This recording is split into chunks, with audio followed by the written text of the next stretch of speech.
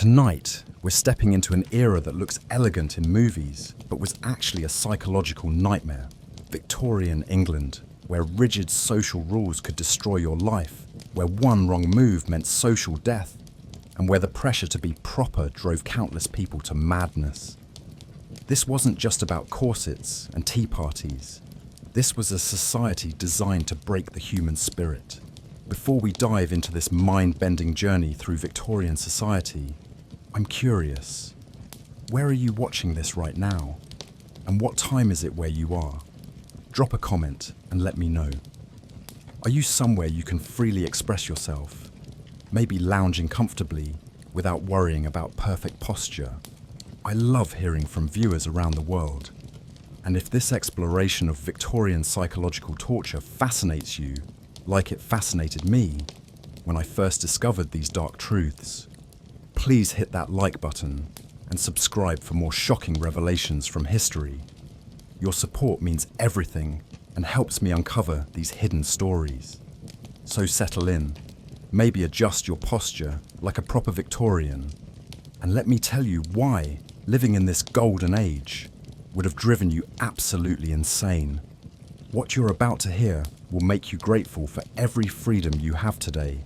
The freedom to speak your mind, to express emotions, to be yourself without fear of social destruction. This isn't just about old-fashioned manners.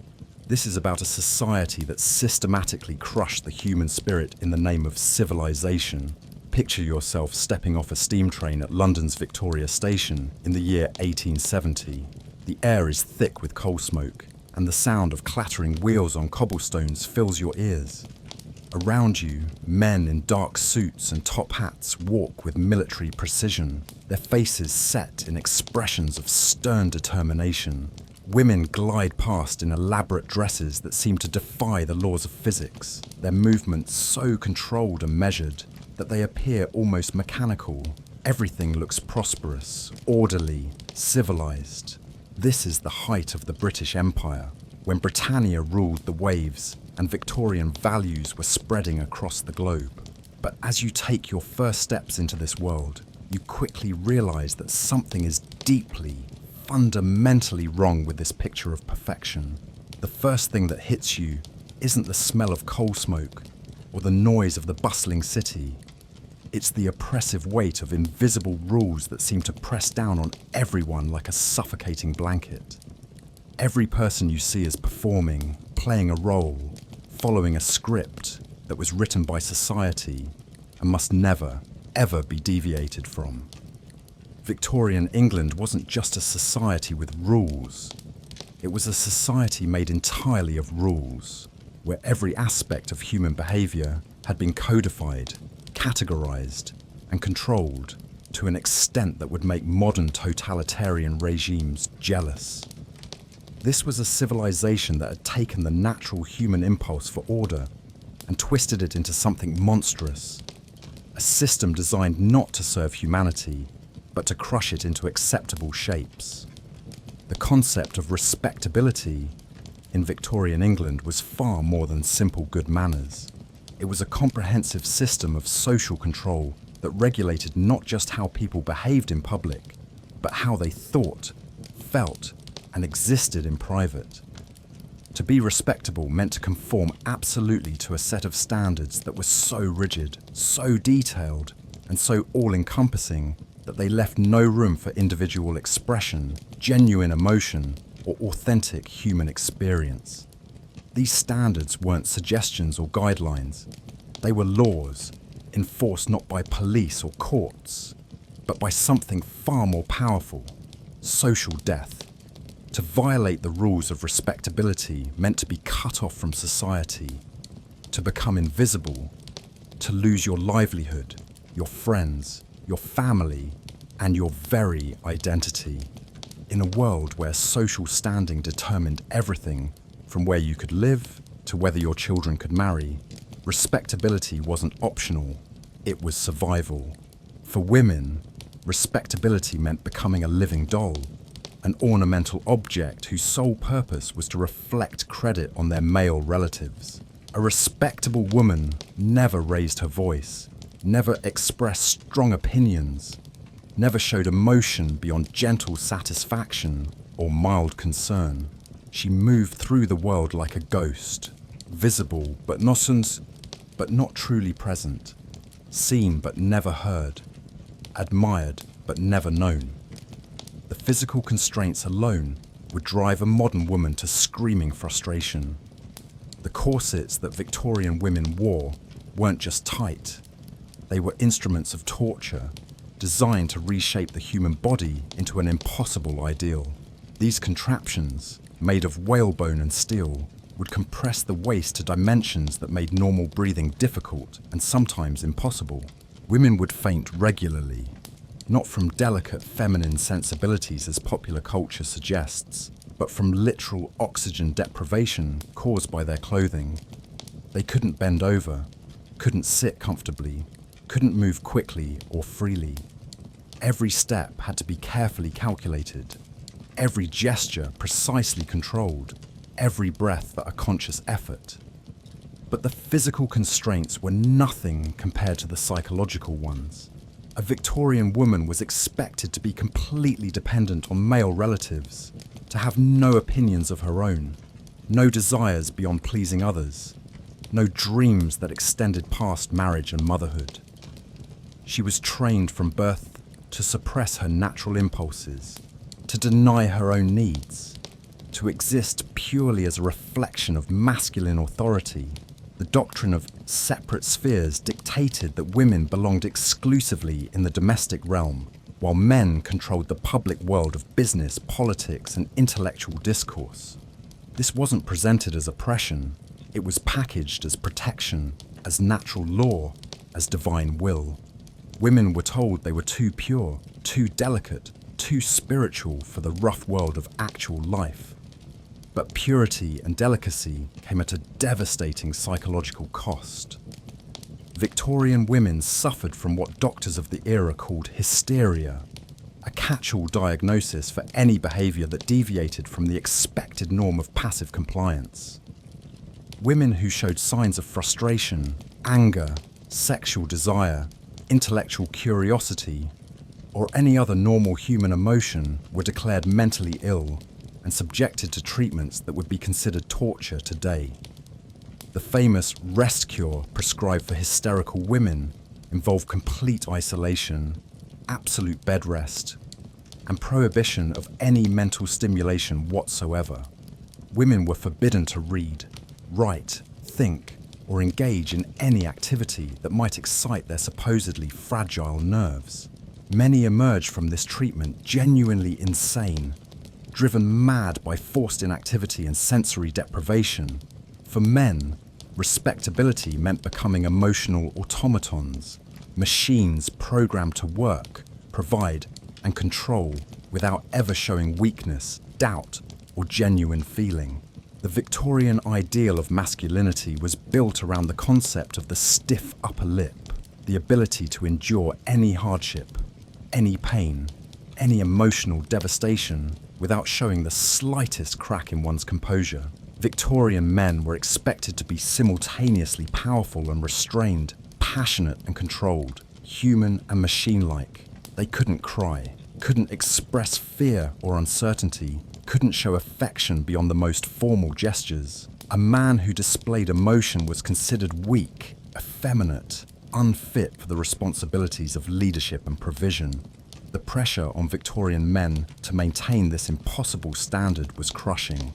They were responsible for supporting large families in a competitive economy, for maintaining social standing in an increasingly complex hierarchy, for projecting strength and confidence even when they felt lost and overwhelmed. The suicide rate among Victorian men was astronomical, though it was rarely reported accurately due to the shame associated with such an unmanly act. Marriage in Victorian England wasn't about love or companionship. It was a business transaction designed to maintain social order and economic stability. Couples often barely knew each other before marriage, and once wed, they were expected to maintain formal, distant relationships that prioritized duty over genuine connection. The wedding night was often traumatic for both parties. Women, raised in complete ignorance of sexual matters, were expected to submit to acts they didn't understand, performed by men who had been taught that sexual desire was shameful and degrading. Men, meanwhile, were supposed to be simultaneously passionate and respectful, experienced and pure, leaving many confused and guilt-ridden about their natural urges. Sexual education was non-existent. Women were told nothing about their bodies, their reproductive systems, or what to expect in marriage. Men learned what they could from prostitutes or crude jokes, developing attitudes towards sexuality that were often twisted and unhealthy.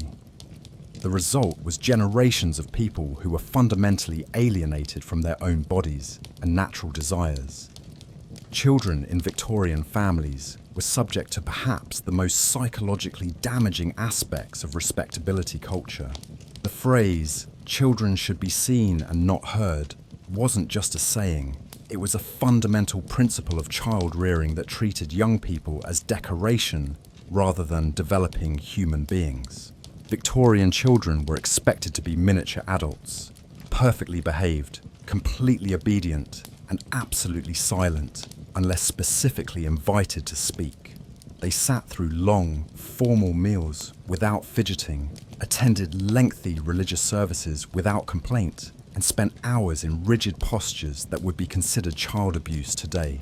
Physical punishment for any deviation from perfect behavior was not just accepted but required. A child who showed natural curiosity, playfulness, or independence was beaten into submission, often with implements specifically designed for the purpose. The goal wasn't just obedience, it was the complete destruction of any impulse towards self-expression or autonomous thought. The educational system reinforced these psychological constraints. Children memorized vast amounts of information without being encouraged to question or analyze. Critical thinking was discouraged, creativity was suppressed, and imagination was treated as a dangerous distraction from the serious business of conformity. Class distinctions in Victorian England weren't just about money, they were about fundamental human worth. The society was built on the premise that some people were inherently superior to others, not because of their actions or achievements, but because of the circumstances of their birth. The upper classes didn't just have more wealth, they were considered to be more refined, more moral, more deserving of respect and consideration. The working classes weren't just poor, they were seen as fundamentally different species of human being, coarser, less sensitive, less capable of the finer feelings that supposedly characterized their social superiors. This class system created a psychological prison for everyone involved. The upper classes lived in constant fear of losing their status, monitoring their every action for signs of vulgarity or commonness. The middle classes exhausted themselves trying to climb higher, often bankrupting themselves to maintain appearances that would prove their respectability. The working classes were trapped in a system that told them their suffering was natural and deserved, that their poverty was evidence of moral failings, that their very existence was a burden on their betters. They were expected to be grateful for whatever scraps of consideration they received, and to accept their lot with humble submission. Social mobility, while theoretically possible, was practically non-existent for most people. The barriers between classes weren't just economic, they were cultural, linguistic, and psychological. Moving between classes required not just money, but a complete transformation of personality, behavior, and identity that most people couldn't achieve. The result was a society of people trapped in roles they couldn't escape, playing parts they often hated, living lives that felt fundamentally false and unsatisfying. The psychological cost of maintaining this elaborate fiction was enormous, but it was a cost that Victorian society was willing to exact from every one of its members. Religion in Victorian England wasn't a source of comfort or spiritual guidance. It was another instrument of control, another set of rules to follow, another way for society to monitor and judge individual behavior. The dominant evangelical Christianity of the era emphasized sin, guilt, and the constant surveillance of a judgmental God who recorded every thought and deed. Victorian religious practice was obsessed with moral purity and the suppression of natural human impulses.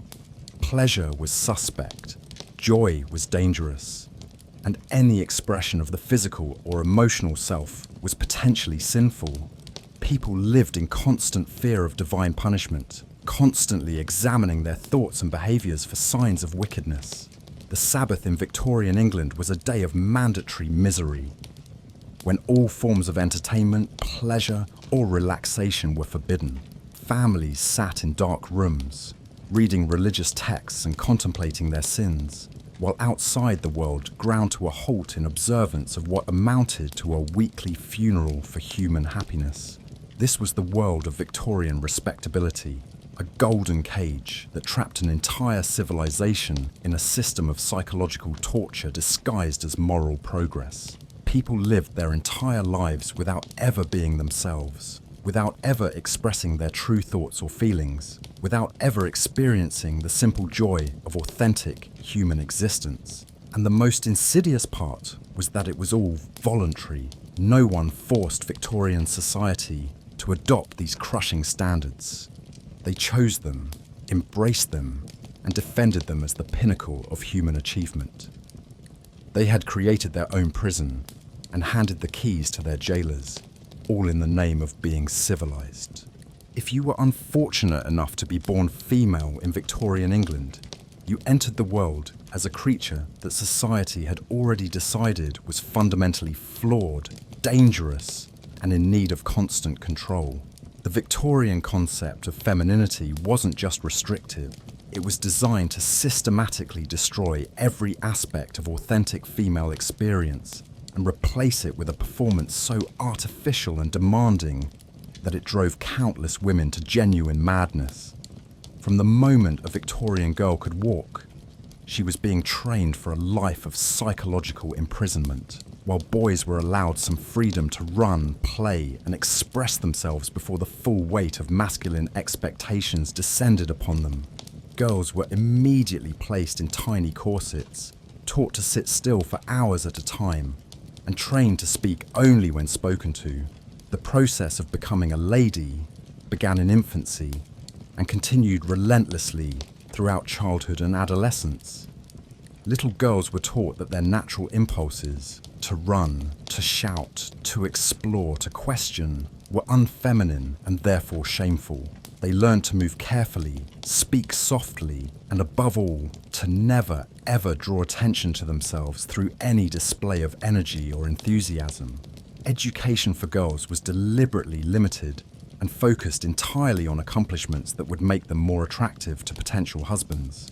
They learned to play the piano, but not well enough to pursue it professionally, to speak French, but not well enough to read dangerous literature, to paint watercolours, but nothing too bold or original, and to do elaborate needlework, because idle hands were the devil's playground. Any subject that might develop critical thinking or independence was strictly forbidden. Girls were not taught mathematics beyond basic household arithmetic. Science was considered too stimulating for their delicate minds, and philosophy or political thought was absolutely out of the question. The goal wasn't to educate them, but to ornament them, to give them just enough culture to be interesting without developing any actual intellectual independence. The physical constraints imposed on Victorian women were so severe that they literally reshaped the female body into something that couldn't function naturally. The corsets that were mandatory for any respectable woman weren't just tight. They were architectural structures designed to create an impossible silhouette that bore no resemblance to actual human anatomy. These corsets compressed the waist to dimensions that made normal breathing impossible, pushed the internal organs into unnatural positions, and created a posture that made natural movement extremely difficult. Women wearing properly tight corsets couldn't bend over, couldn't lift their arms above their heads, couldn't sit down quickly, and certainly couldn't run or engage in any vigorous activity. The health consequences were catastrophic. Victorian women suffered from a host of medical problems directly caused by their clothing: compressed lungs that led to frequent fainting, displaced organs that caused chronic pain, weakened back muscles that made them dependent on external support, and digestive problems caused by their stomachs being squeezed into tiny spaces. But physical discomfort was just the beginning. The corset was also a powerful psychological symbol of female subjugation. Every morning, a Victorian woman needed help getting dressed. She literally couldn't put on her own clothes without assistance. She was physically dependent on others for the most basic aspects of personal care, reinforcing her position as a helpless creature who needed constant supervision and support. The layers of clothing that accompanied the corset were equally constraining. Victorian women wore multiple petticoats, long skirts that made walking difficult, sleeves that restricted arm movement, and elaborate arrangements of fabric that required constant attention to maintain. Getting dressed could take hours, and once dressed, women had to move carefully to avoid damaging their complex costumes. This wasn't just fashion, it was a deliberate system of control. Women who couldn't move freely, couldn't dress themselves, and couldn't engage in physical activity were women who couldn't escape, couldn't rebel, and couldn't pose any real threat to male authority. The doctrine of separate spheres that governed Victorian gender relations was perhaps the most psychologically damaging aspect of women's lives. According to this ideology, women were naturally suited only for domestic life. They were too pure, too delicate, and too emotional for the rough world of business, politics, or intellectual discourse. The forced inactivity and sensory deprivation were forms of torture that would break anyone's mind, but they were prescribed as medical treatment for women whose only crime was showing signs of normal human emotion or intelligence. Other treatments for female hysteria included painful medical procedures performed without anesthesia, forced cold water baths, electrical shocks, and various forms of physical restraint.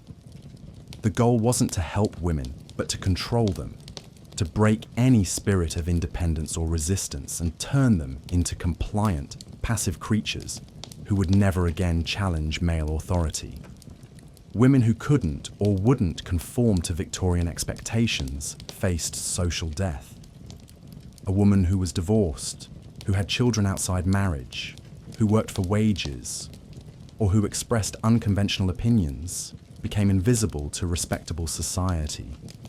She couldn't find housing, couldn't get decent employment, couldn't move in polite circles, and often couldn't even maintain relationships with her own family members. This social ostracism was deliberately harsh to serve as a warning to other women. The message was clear: conform completely or lose everything. There was no middle ground, no room for compromise, no second chances for women who stepped outside the narrow boundaries of acceptable behaviour. Perhaps most tragically, many Victorian women internalized these oppressive standards and became their own worst enemies. They policed each other's behaviour, criticised any woman who showed signs of independence or unconventional thinking, and passed the psychological damage onto their daughters in an endless cycle of self-destruction. Women who'd been broken by the system often became its most enthusiastic enforcers, unable to tolerate in others the freedom they had been denied themselves. They created elaborate social hierarchies based on moral purity and domestic perfection, competing to see who could be the most perfectly submissive, the most completely self-denying, the most absolutely devoted to the comfort of others. The result was a generation of women who lived their entire lives without ever knowing who they really were. They played roles written by others, expressed only approved emotions, pursued only sanctioned goals, and died without ever experiencing authentic selfhood. They were ghosts haunting their own lives, present but not really alive, visible but never truly seen. Victorian women's diaries and letters reveal the psychological cost of this system in heartbreaking detail. They wrote about feeling empty, purposeless, trapped in lives that felt like elaborate performances. They described themselves as prisoners, as dolls, as creatures who existed only to please others while slowly dying inside. Yet they also wrote about their desperate attempts to find meaning and purpose within the narrow confines of their prescribed roles. They channeled their intelligence into managing households, their creativity into elaborate domestic arts, their need for achievement into raising children who might have the opportunities they had been denied. The tragedy of Victorian womanhood wasn't just that women were oppressed. It was that they were forced to collaborate in their own oppression, to smile while being destroyed, to express gratitude for a system that was slowly killing them. They were trained to find joy in their chains and to pass those chains on to their daughters as precious gifts. This was the prison of feminine virtue, a system so complete, so well disguised, and so psychologically devastating that many of its victims never even realized they were imprisoned. They lived and died believing that their suffering was natural, that their limitations were biological, and that their empty lives were actually evidence of their moral superiority. While Victorian women were trapped in elaborate cages of domesticity, men faced their own form of psychological torture, the impossible demand to become emotionless machines capable of bearing unlimited responsibility while showing no sign of human weakness or vulnerability. The Victorian ideal of masculinity wasn't just restrictive, it was deliberately designed to crush the emotional and psychological life out of every man who attempted to live up to it. From early childhood, boys in Victorian England were subjected to a systematic process of emotional destruction disguised as character building. The goal wasn't to raise healthy, well-adjusted men, but to create efficient human machines capable of ruling an empire, running businesses, and maintaining order without ever showing doubt, fear, or genuine human feeling. The famous phrase, "big boys don't cry," wasn't just a casual saying in Victorian England. It was a fundamental principle of male education that began almost from birth. Boys were actively discouraged from showing any emotion beyond mild satisfaction or righteous anger. Tears, expressions of fear, requests for comfort, or displays of affection were met with immediate punishment and shame. Victorian boys were sent away to brutal boarding schools at ages as young as 7 or 8, deliberately separated from their families during the most formative years of their emotional development. These schools weren't educational institutions in any meaningful sense. They were factories for producing emotionally crippled men who could function in positions of authority without the inconvenience of human feelings. The conditions in these schools were deliberately harsh, designed to toughen boys by subjecting them to physical privation, emotional isolation, and constant competition with their peers. Boys slept in unheated dormitories, ate inadequate food, and were subjected to regular beatings from both teachers and older students. But the physical hardships were nothing compared to the psychological assault. Boys were taught that showing any sign of homesickness, loneliness, or emotional need was evidence of weakness that would mark them as failures for life.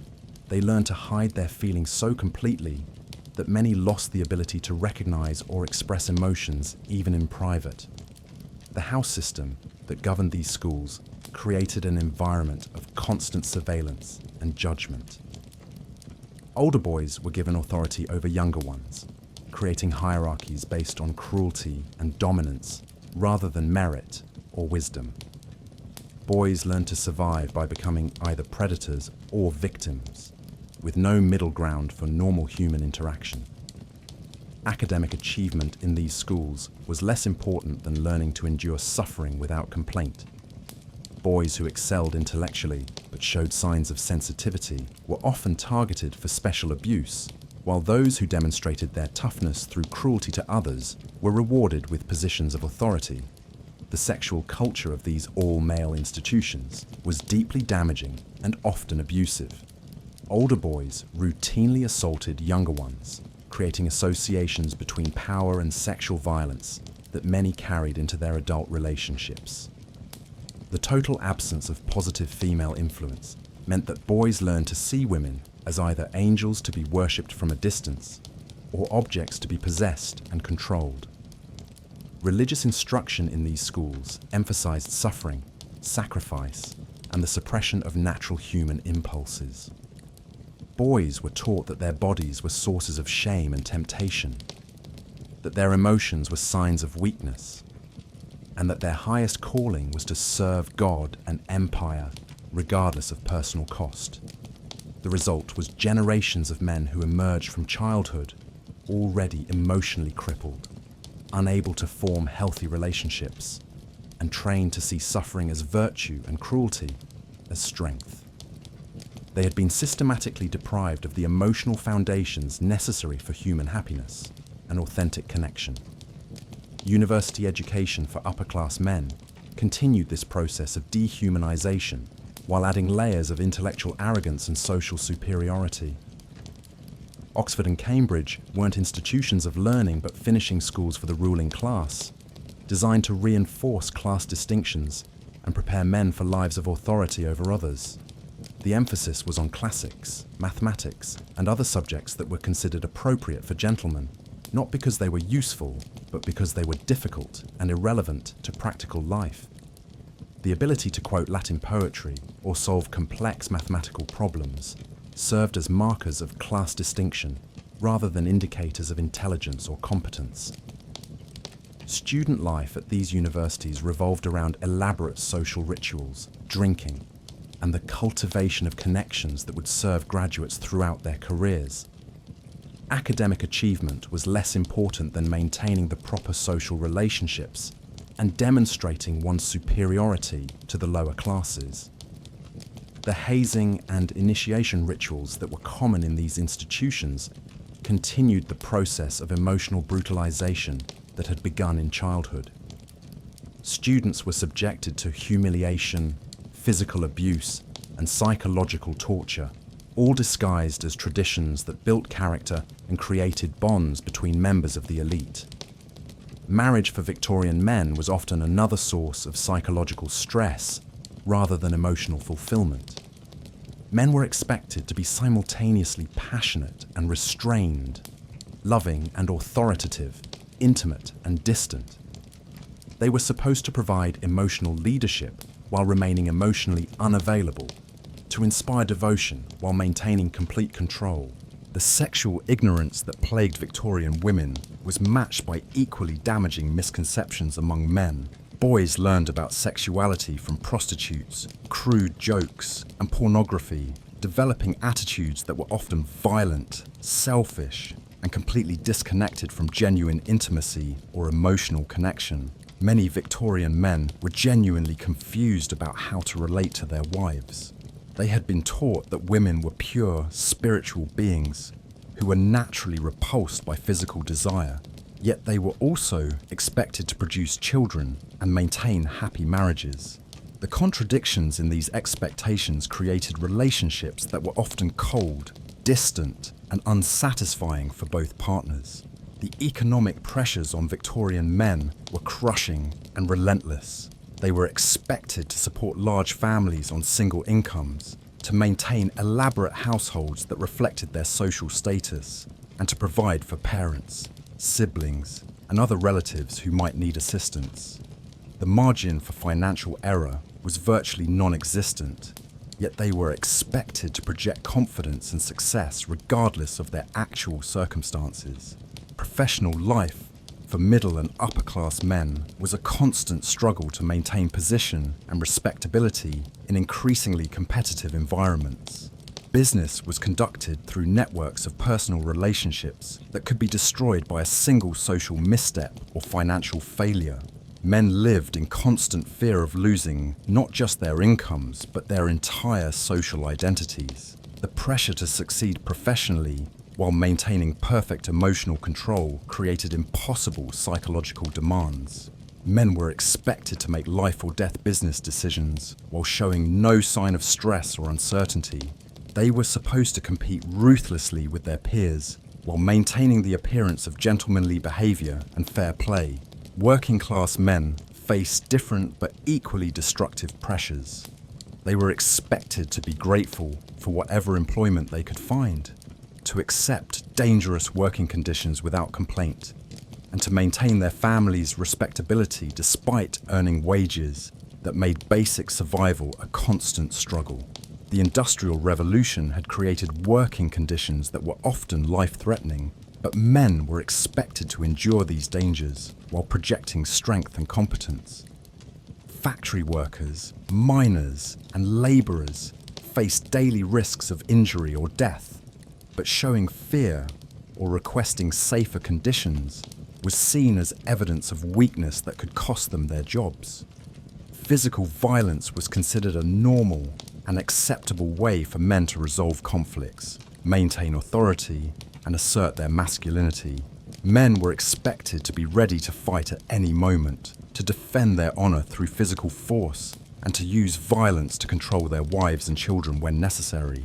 This culture of violence created a society where brutality was normalised and emotional expression was channeled into aggression. Men who couldn't or wouldn't resort to violence were seen as weak and unmanly, while those who demonstrated their strength through cruelty were respected and feared. The military culture that pervaded Victorian society reinforced these destructive masculine ideals. Men were expected to be ready to die for their country at any moment, to view military service as the highest expression of masculine virtue, and to see war as a glorious opportunity to prove their courage and honour. The colonial empire provided endless opportunities for men to demonstrate their masculine virtues through the conquest and control of inferior peoples.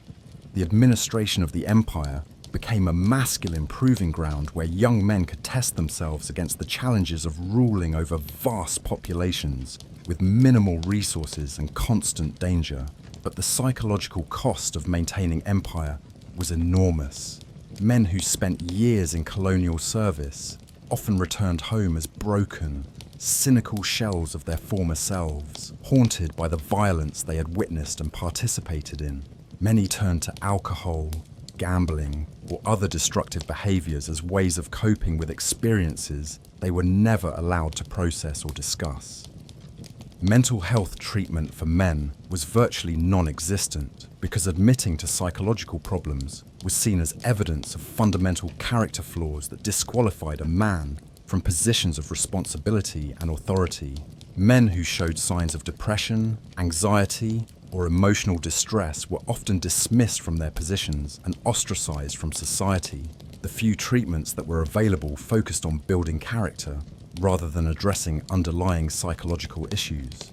Men were expected to overcome their problems through willpower, religious faith, and increased discipline, rather than seeking understanding or support. Suicide rates among Victorian men were extraordinarily high, though accurate statistics are difficult to obtain because families often concealed suicides to avoid shame and social stigma.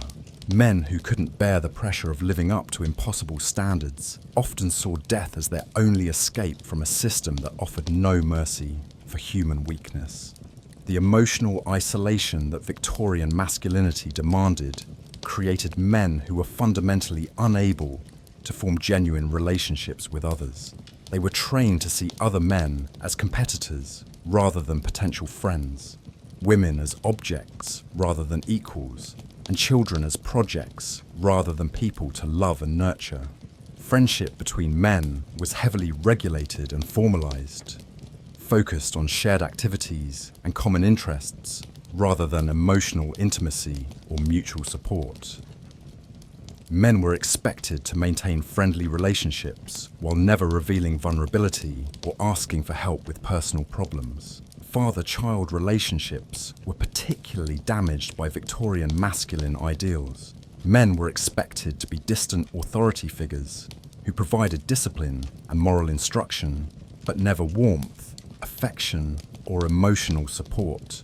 Boys learned to fear their fathers rather than love them, while girls learned to see men as cold, unapproachable figures who existed primarily to judge and control. The result was generations of emotionally stunted men who had never experienced genuine intimacy, authentic friendship, or unconditional love. They lived isolated lives despite being surrounded by people, performing roles that felt false and empty while slowly dying inside from emotional starvation. Perhaps most tragically, These men often recognized the emptiness of their lives, but felt powerless to change them. Victorian literature is filled with male characters who express quiet desperation, hidden sadness, and profound loneliness, but who feel trapped by social expectations that make authentic self-expression impossible. Many Victorian men lived double lives, maintaining public personas of strength and respectability while privately struggling with depression, anxiety, and existential despair. They turned to alcohol, gambling, prostitution, and other destructive behaviours as ways of escaping from the crushing weight of their prescribed roles. The masculine machine that Victorian society created wasn't designed to produce happy, healthy men. It was designed to produce efficient tools for maintaining social order and economic prosperity. The human cost of this system was considered irrelevant as long as the machinery of empire and industry continued to function. This was the trap of Victorian masculinity, a system that promised men power and authority in exchange for their humanity, that offered them respect and status at the cost of their emotional lives, that made them rulers over others while enslaving them to impossible standards of behavior. The men who lived within this system weren't evil. They were victims of a cultural machine that destroyed their capacity for genuine human connection while demanding that they pretend to be fulfilled and successful. They were as trapped as the women they oppressed, caught in roles that served the system while destroying the people who played them. Perhaps nowhere was the psychological cruelty of Victorian society more evident than in its treatment of children. What modern people would recognise as systematic child abuse was not only accepted but celebrated as proper moral education. Victorian children weren't seen as developing human beings with their own needs, feelings, and potential. They were viewed as raw material to be shaped into acceptable adults through methods that would horrify modern child psychologists. The Victorian motto, "Children should be seen and not heard," wasn't a casual suggestion. It was a fundamental principle that governed every aspect of childhood experience. Children were expected to be living decorations, present when required for display, but otherwise invisible and silent. They attended formal dinners, sitting perfectly still for hours, participated in elaborate social rituals without speaking unless specifically invited to do so, and spent most of their time in a state of vigilant self-control that would be considered torture if applied to adults. From the earliest age, Victorian children were subjected to physical constraints that shaped not just their behaviour, but their basic understanding of what it meant to be human. Babies were tightly swaddled and kept motionless for hours at a time, supposedly to prevent them from harming themselves, but actually to begin the process of teaching absolute compliance with external authority. Toddlers were placed in standing stocks, wooden contraptions that forced them to remain upright and motionless for extended periods. These devices were considered essential for proper posture development, but they were actually instruments of psychological conditioning designed to teach children that their natural impulses toward movement and exploration were wrong and dangerous.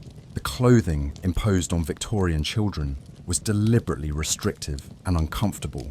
Little girls wore miniature corsets from age 3 or 4, beginning the lifelong process of physical constraint that would define their adult lives. Boys wore elaborate suits with stiff collars, tight jackets, and formal shoes that made normal childhood activities impossible.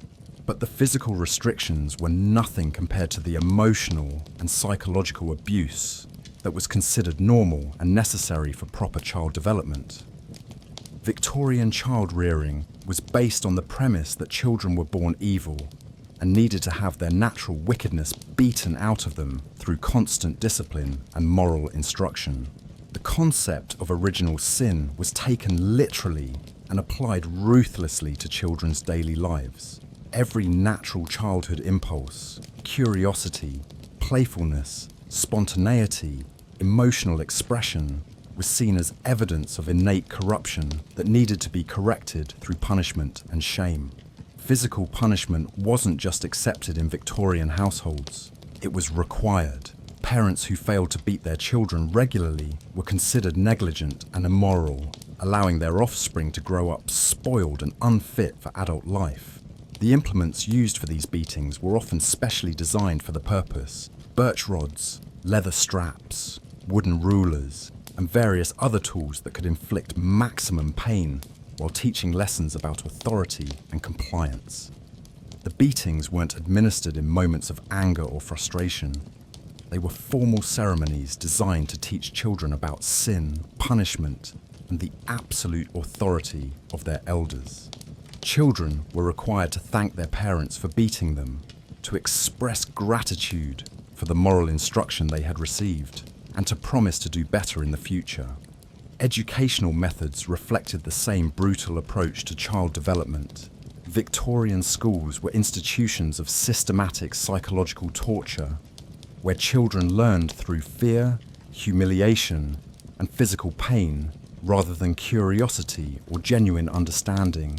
The curriculum was deliberately boring and irrelevant, focused on rote memorization of facts and figures that had no connection to children's lives or interests.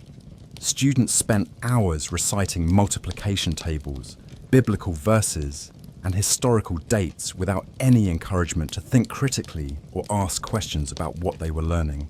Classroom discipline was maintained through public humiliation and physical punishment. Children who made mistakes were forced to wear dunce caps, stand in corners for hours, or submit to beatings in front of their classmates.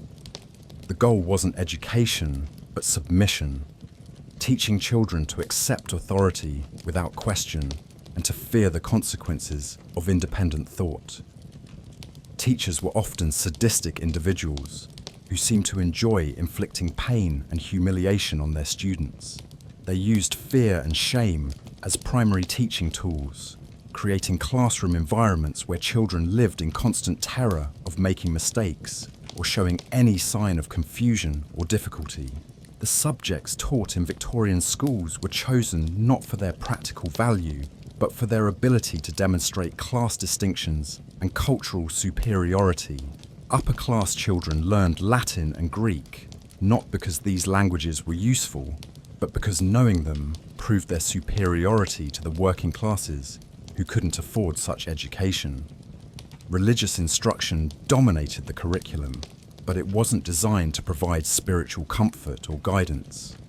Instead, children were subjected to endless lectures about sin, damnation, and the terrible punishments that awaited those who failed to live up to impossible standards of moral perfection. The Sabbath was particularly traumatic for Victorian children. Sunday wasn't a day of rest, but a weekly ordeal of forced piety that could last from sunrise to sunset. Children were required to sit motionless through lengthy church services, listen to terrifying sermons about hellfire and damnation, and spend the rest of the day in silent contemplation of their sins. All forms of play, entertainment, or enjoyment were forbidden on Sundays. Children couldn't read anything except religious texts, couldn't play games, couldn't engage in any activity that might bring them pleasure or distraction from their spiritual duties. Many Victorian children came to associate religion with misery and to see God as a terrifying figure who watched their every move, looking for reasons to punish them. The psychological impact of this religious terrorism was devastating. Children developed anxiety disorders, depression, and obsessive-compulsive behaviors centered around avoiding sin and pleasing an impossible God. Many grew up with fundamental beliefs about their own worthlessness and the inherent evil of human nature that shaped their entire adult lives. Child labour was another horrific aspect of Victorian childhood that was justified through moral rhetoric about the value of work and the dangers of idleness.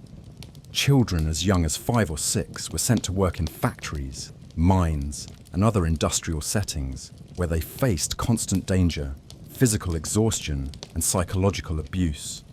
The working conditions for children were often worse than those for adults because children were seen as more expendable and less deserving of consideration. They worked 12 to 16 hours a day in poorly ventilated factories, crawled through narrow mine shafts, operated dangerous machinery, and perform tasks that regularly resulted in serious injury or death.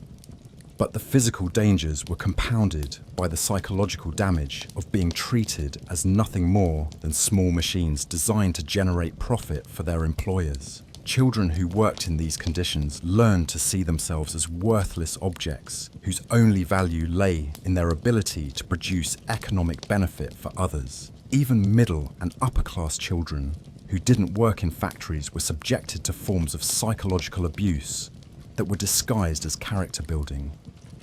They were deliberately exposed to discomfort, fear, and humiliation in order to toughen them for adult life. Boys were encouraged to fight each other, to endure pain without complaint, and to view cruelty as a sign of strength and leadership potential.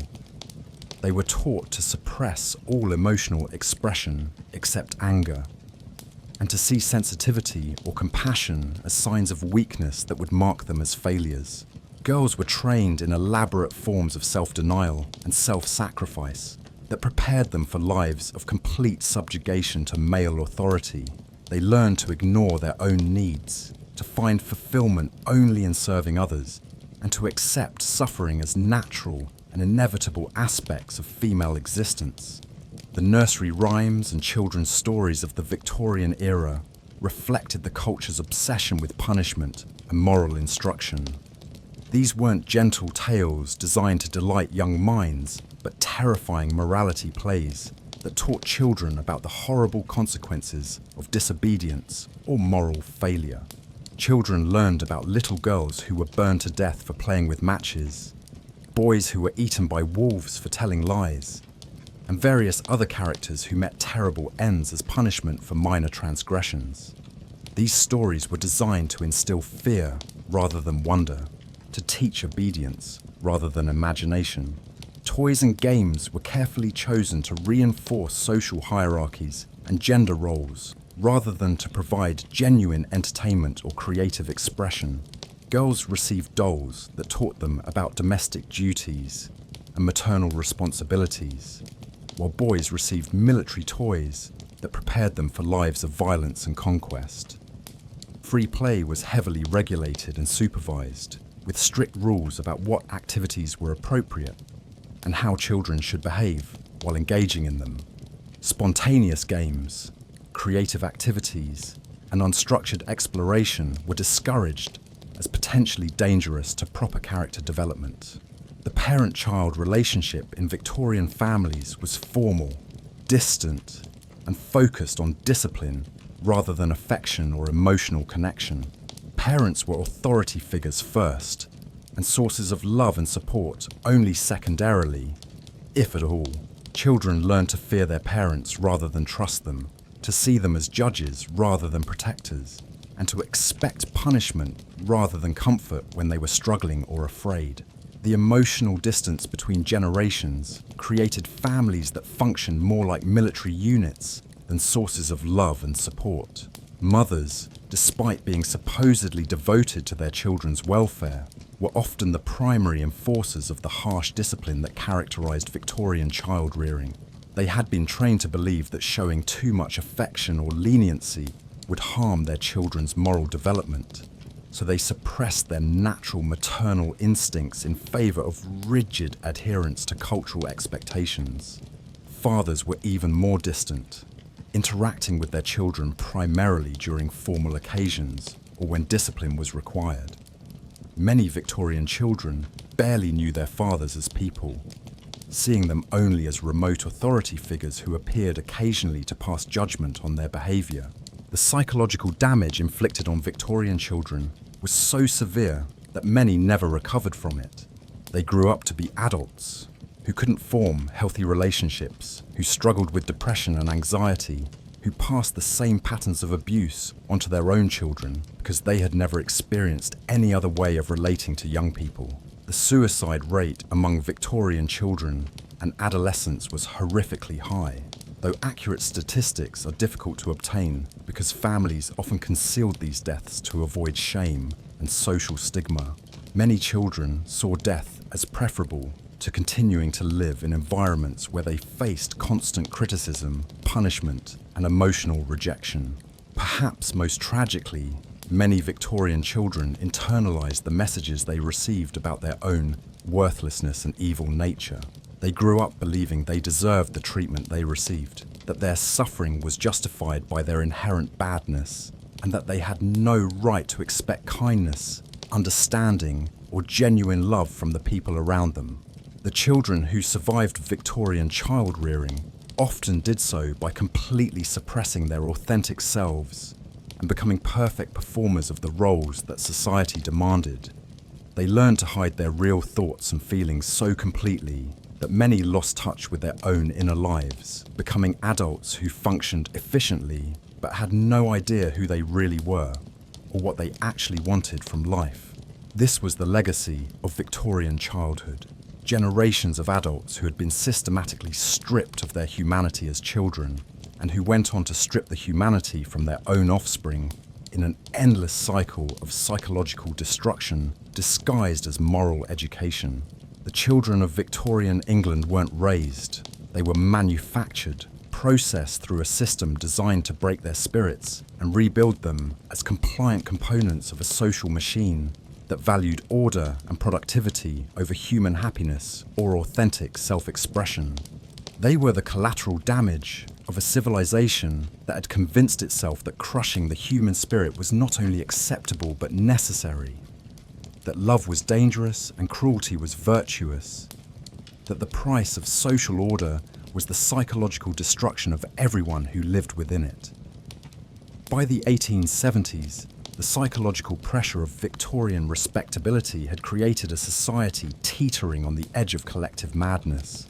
The rigid demands for perfect behavior, emotional suppression, and absolute conformity had pushed human nature beyond its breaking point, creating epidemic levels of mental illness that Victorian society could neither acknowledge nor adequately treat. The statistics on mental health in Victorian England are staggering and deeply disturbing. Asylum admissions increased by over 300% during the Victorian era, far outpacing population growth, and suggesting that something about the society itself was driving people insane. But these official numbers only captured the most severe cases. The vast majority of psychological suffering remained hidden behind the facades of respectability that Victorian culture demanded. The concept of mental illness in Victorian England was fundamentally different from modern understanding. Rather than seeing psychological distress as a medical condition requiring treatment, Victorians viewed mental problems as moral failures that brought shame on entire families. This meant that families would go to extraordinary lengths to hide mental illness, often keeping affected relatives imprisoned in their homes, rather than seeking professional help. Women bore the brunt of Victorian England's mental health crisis, and for good reason. The demands of feminine respectability were so extreme and so contrary to basic human nature that they created what we would now recognize as widespread post-traumatic stress disorder among the female population. The diagnosis of hysteria became a catch-all explanation for any woman who showed signs of emotional distress, intellectual curiosity, sexual desire, or independence. Victorian doctors genuinely believed that women who deviated from absolute passivity and compliance were suffering from a disease of the uterus that caused their minds to malfunction. The treatments prescribed for hysteria were often more traumatic than the original symptoms. Women were subjected to painful medical procedures without anesthesia, forced into cold water baths, given electrical shocks, and subjected to various forms of physical restraint. The goal wasn't to help them, but to break their will and force them back into compliance with social expectations. The famous rest cure, developed by Dr. Silas Weir Mitchell, became the standard treatment for women's mental health problems, despite the fact that it consistently made patients worse rather than better. Women diagnosed with nervous disorders were confined to bed for weeks or months, forbidden to read, write, or engage in any mental activity whatsoever. This enforced inactivity was combined with social isolation. Patients were often forbidden to see friends or family members who might excite them. The psychological torture of complete sensory deprivation and social isolation was considered therapeutic because it supposedly calmed women's overactive nerves. Many women emerged from the rest cure genuinely insane, driven mad by the forced inactivity and isolation. Others developed what we would now recognize as severe depression, anxiety disorders, and various forms of trauma-related mental illness. The treatment had achieved its real goal, breaking any spirit of independence or resistance and turning rebellious women into compliant invalids. But women weren't the only victims of Victorian society's assault on mental health. Men faced their own forms of psychological torture that created different but equally devastating patterns of mental illness. The pressure on men to maintain emotional control at all times, combined with the enormous responsibility for supporting families and maintaining social position, created epidemic levels of what Victorians called neurasthenia, a condition characterized by exhaustion, depression, and inability to cope with daily demands. Victorian men were expected to shoulder crushing burdens while showing no sign of stress or difficulty. They were responsible for earning enough money to support large families, maintaining elaborate households that reflected their social status, and projecting confidence and success regardless of their actual circumstances. The competitive nature of Victorian business culture meant that men lived in constant fear of financial ruin that could destroy not just their own lives, but the lives of everyone who depended on them. The pressure was so intense that many men developed what we would now recognize as anxiety disorders, panic attacks, and severe depression. But admitting to psychological problems was seen as evidence of character weakness that could destroy a man's career and social standing. Men who showed signs of mental distress were often dismissed from their positions and ostracized from society, creating a vicious cycle where the fear of acknowledging problems made those problems even worse. The result was a population of men who self-medicated with alcohol, gambling, and other destructive behaviors while maintaining public facades of strength and success.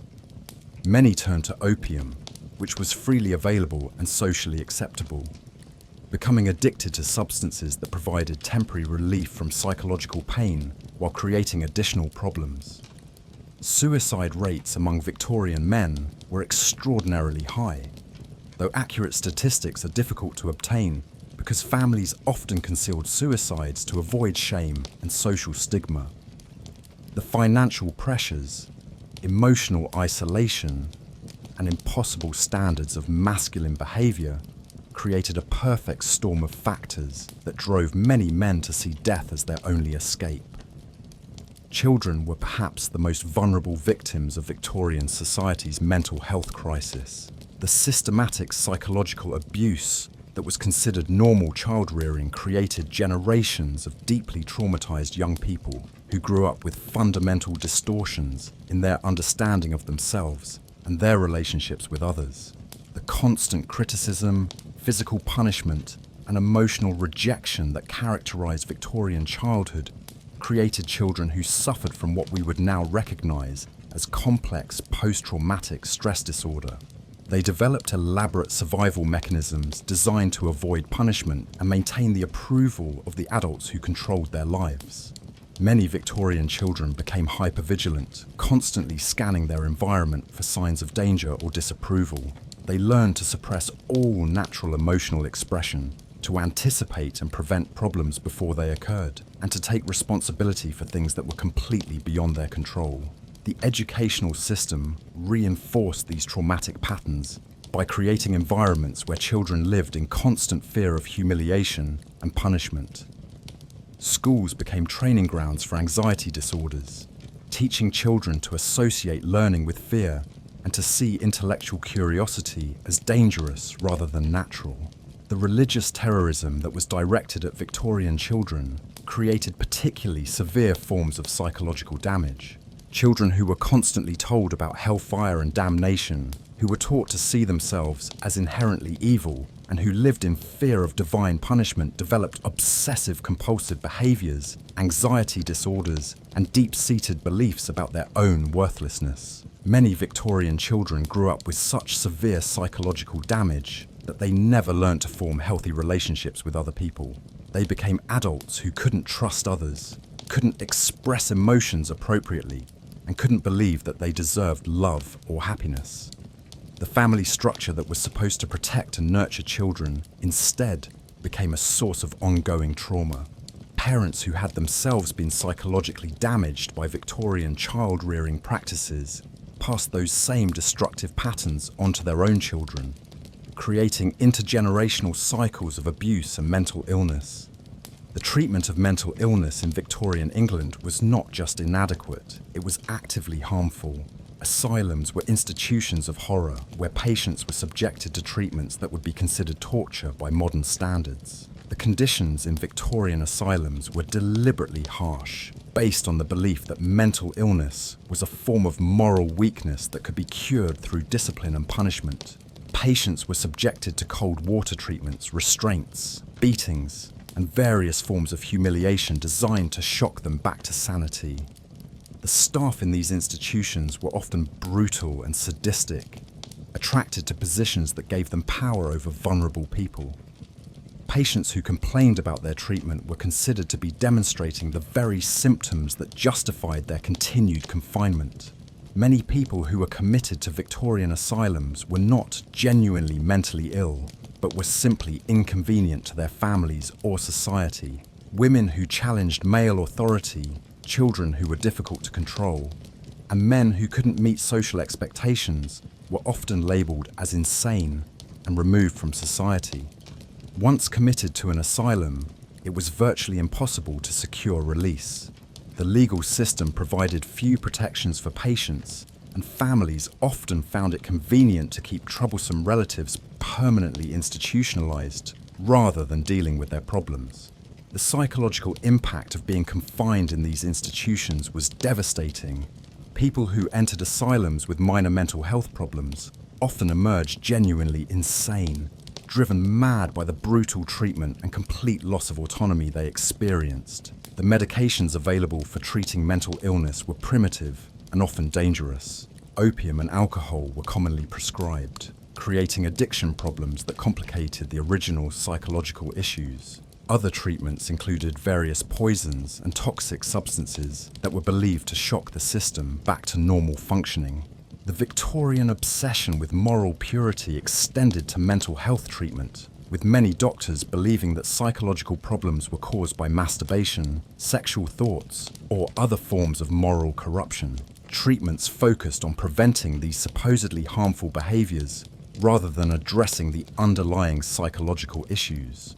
Perhaps most tragically, Victorian society created the very conditions that drove people to mental illness, while simultaneously making it impossible to acknowledge or treat those problems effectively. The rigid social expectations, emotional suppression, and systematic psychological abuse that characterized Victorian culture were essentially a recipe for creating mental health problems on a massive scale. The few voices that recognized the connection between social conditions and mental illness were ignored or dismissed as dangerous radicals who threatened the social order. The idea that Victorian society itself might be the cause of widespread psychological suffering was too threatening to be seriously considered. The result was a civilization that had essentially declared war on human nature, while maintaining the pretense that it represented the pinnacle of moral and social development. Victorian England had created a society of the walking wounded, people who functioned on the surface while suffering from deep psychological damage that they could never acknowledge or address. The legacy of this psychological destruction extended far beyond the Victorian era itself. The children who grew up in this toxic environment became adults who passed their trauma on to subsequent generations, creating patterns of dysfunction that persisted well into the 20th century. The stiff upper lip mentality, the emotional repression, the fear of authentic self-expression, and the belief that suffering in silence was virtuous all became deeply embedded in British culture and continued to cause psychological damage long after the Victorian era had ended. Even today, the effects of Victorian psychological conditioning can be seen in various forms of mental illness and emotional dysfunction that seem to be particularly prevalent in cultures that were heavily influenced by Victorian values and attitudes. The Victorian era serves as a powerful reminder that social progress and technological advancement don't necessarily lead to human happiness or psychological well-being. A society can be highly organized, economically successful, and culturally sophisticated, while simultaneously being deeply toxic to the mental health of the people who live within it. The madness of respectability that characterized Victorian England wasn't an accident or a side effect of progress. It was the inevitable result of a system that valued social order over human welfare, that confused suffering with virtue, and that systematically destroyed everything that makes life worth living while maintaining the pretense that it was creating civilization. As we reach the end of our journey through the psychological hellscape of Victorian England, it's crucial to understand that this wasn't just a historical curiosity or an interesting example of how different life used to be. The Victorian era represents one of the most successful experiments in mass psychological manipulation in human history, and its effects continue to shape our world in ways that most people never recognize or understand. The system of social control that Victorian England perfected didn't disappear when Queen Victoria died in 1901. Instead, it evolved, adapted, and spread throughout the world, creating patterns of psychological oppression that persist to this day. The fundamental techniques of emotional suppression, rigid social conformity, and systematic dehumanization that characterized Victorian society became the foundation for many of the social and political systems that would dominate the 20th century. The children who grew up under Victorian psychological conditioning became the adults who would lead their nations through 2 world wars, create the industrial systems that shape modern capitalism, and establish the educational institutions that would train subsequent generations.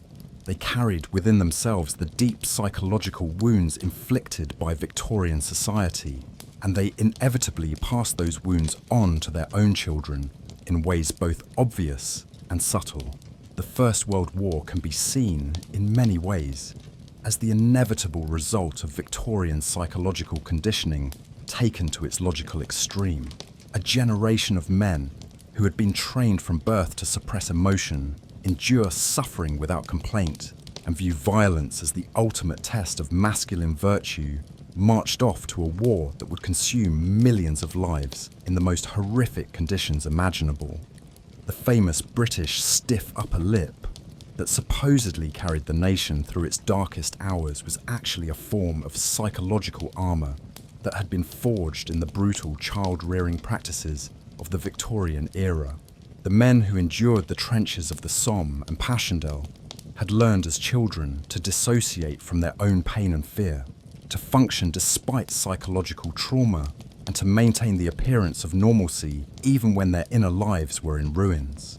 But this psychological conditioning, while it may have helped some individuals survive extreme circumstances, came at an enormous cost to their humanity and their ability to form genuine connections with others.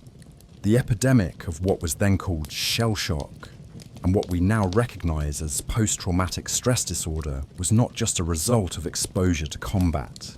It was the inevitable breakdown of psychological defense mechanisms that had been severely damaged long before these men ever saw a battlefield. The women who lived through the Victorian era and into the 20th century carried their own forms of psychological damage that would shape the next generation in profound ways. Many had learned to suppress their own needs and desires so completely that they were genuinely unable to recognize or express their authentic selves. They became mothers who could provide for their children's physical needs, but were emotionally unavailable in ways that created new forms of psychological damage. The feminist movements that emerged in the early 20th century can be understood as both a rebellion against Victorian restrictions and a manifestation of the psychological damage that those restrictions had caused. Many of the early feminists were women who had managed to break free from the most crushing aspects of Victorian conditioning, but they often carried within themselves the very patterns of emotional suppression and interpersonal conflict that they were fighting against. But the influence of Victorian psychological conditioning wasn't limited to obviously oppressive political systems. Many of the supposedly progressive movements of the 20th century also reflected Victorian assumptions about human nature and social organisation, even as they claimed to be rebelling against traditional values. The behaviourist psychology that dominated academic psychology for much of the 20th century was heavily influenced by Victorian beliefs about the importance of controlling and shaping human behaviour through external rewards and punishments. The idea that people could be programmed to behave in desired ways through systematic conditioning reflected the same fundamental distrust of human nature that had characterised Victorian child-rearing practices. Even the mental health treatments that were developed throughout the 20th century often reflected Victorian assumptions about the need to suppress or control problematic thoughts and behaviours rather than understanding and addressing their underlying causes. Many forms of psychiatric treatment continued the Victorian tradition of trying to force people to conform to social expectations rather than helping them develop authentic self-understanding and emotional health. The family therapy movements that emerged in the mid-20th century began to recognise some of the destructive patterns that had been created by Victorian approaches to family life, but they often failed to understand the full extent of the psychological damage that had been inflicted over generations. Many therapeutic approaches continue to focus on symptom management and behaviour modification rather than addressing the fundamental trauma that had been created by systematic emotional suppression and psychological abuse. The feminist movements that developed throughout the 20th century made important gains in terms of legal and political equality, but they often struggled to address the deeper psychological patterns that had been created by generations of conditioning women to suppress their authentic selves and define their worth through their relationships to others. Many women who achieved professional success and social recognition continue to struggle with deep-seated beliefs about their own inadequacy and unworthiness that had been instilled during childhood. The external barriers to women's achievement were gradually removed, but the internal barriers that had been created by Victorian psychological conditioning proved much more difficult to overcome. The men's liberation movements that emerged later in the 20th century began to recognise the psychological damage that had been inflicted on men by Victorian ideals of masculinity, but they often failed to understand the full extent of the emotional crippling that had occurred. Many men who recognised the problems with traditional masculine roles continued to struggle with their inability to form genuine emotional connections or express their authentic feelings. Perhaps most tragically, many of the people who suffered from Victorian psychological conditioning never recognised the source of their problems. They lived their entire lives believing that their emotional struggles, relationship difficulties, and sense of inner emptiness were personal failings rather than the inevitable result of growing up in a toxic social environment. This lack of awareness meant that they often passed the same destructive patterns on to their own children, perpetuating cycles of psychological damage that continued for generations. The effects of Victorian conditioning became so deeply embedded in family systems and cultural patterns that they appeared to be natural rather than learned, making them extremely difficult to recognise and change. The therapeutic movements that emerged in the late 20th century, particularly those focused on trauma recovery and family systems work, began to provide tools for understanding and healing some of the damage that had been created by Victorian psychological conditioning. These approaches recognised that many psychological problems were not individual pathologies, but the result of systematic trauma that had been inflicted by social institutions and cultural practices. However, even these more enlightened therapeutic approaches often failed to grasp the full scope of the psychological destruction that had been created by Victorian society. The damage was so pervasive and so deeply embedded in cultural assumptions about normal human development that it was difficult to recognise its true extent. As we look back at Victorian England from our current perspective, it's important to recognise that we are not simply observing a historical curiosity, but examining the roots of many of the psychological and social problems that continue to plague our world today. The Victorian era represents a cautionary tale about what happens when societies prioritise social order and economic productivity over human welfare and authentic development. The legacy of Victorian psychological conditioning can be seen in our continuing struggles with depression, anxiety, relationship dysfunction, and various forms of social pathology. Many of the mental health problems that we consider normal aspects of modern life are actually the inherited consequences of systematic psychological abuse that was practiced for generations under the guise of moral education and social progress. Understanding this history doesn't excuse or diminish the responsibility of individuals to address their own psychological problems and work toward healthier ways of living, but it does provide important context for understanding why these problems are so pervasive and so difficult to overcome. And it suggests that effective solutions will need to address not just individual symptoms, but the cultural and social patterns that continue to perpetuate psychological damage. The Victorian era ended more than a century ago, but its psychological legacy continues to shape our world in profound ways. The children who were raised under Victorian conditioning became the adults who created much of the social, economic, and political infrastructure of the modern world. Their psychological wounds became embedded in institutions and cultural practices that continue to influence how we think about human development, social relationships, and the proper role of authority in human life. Tonight, as you drift off to sleep in a world that offers freedoms that Victorian people could never have imagined, perhaps you'll spare a thought for the millions of people who lived and died without ever experiencing authentic self-expression, genuine emotional connection, or the simple joy of being accepted for who they really were.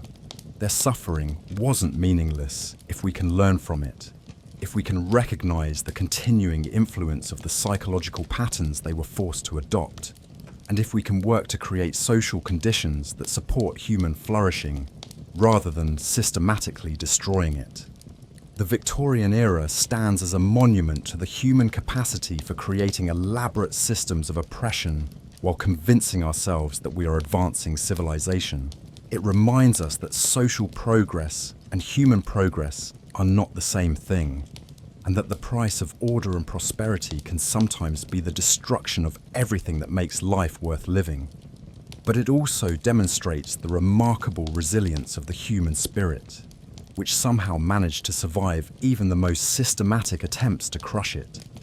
Despite everything that Victorian society did to destroy authentic human experience, people continued to love, to create, to hope, and to dream of better ways of living.